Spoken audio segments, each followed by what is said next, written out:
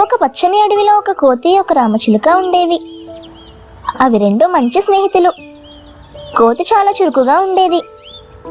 చెట్టు నుండి చెట్టుకు ఎగిరి పండ్లు తీసుకొచ్చేది.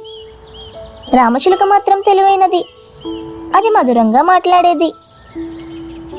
ఒకరోజు కోతికి ఒక మెరిసే కత్తి లాంటి వస్తువు కనిపించింది. అది ఒక వేటగాడు వదిలిన ఉచ్చు. కాని కోతికి అది ఆట వస్తువులా కనిపించింది. చిలుక, ఇది చూడు ఎంత బాగుంది అని కోతి అంది. రామచిలుక జాగ్రత్తగా చూసి, స్నేహిత, అది ప్రమాదకరం కావచ్చు, దగ్గరికి పోవద్దు అని హెచ్చరించింది. కాని కోతి మాట వినలేదు. అది ఆ ఉచ్చును తాకగానే కోతి కాలు అందులో చిక్కుకుంది.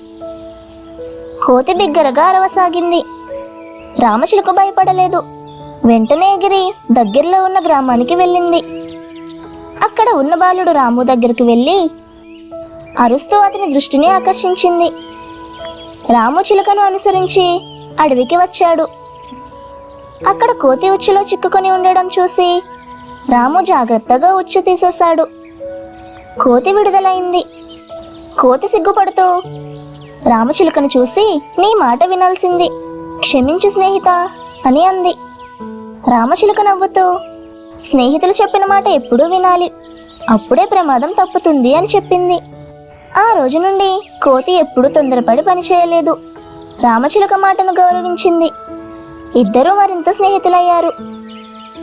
ఈ కథలో నీతి ఏంటంటే, మంచి సలహా వినడం వల్ల ప్రమాదం తప్పుతుంది.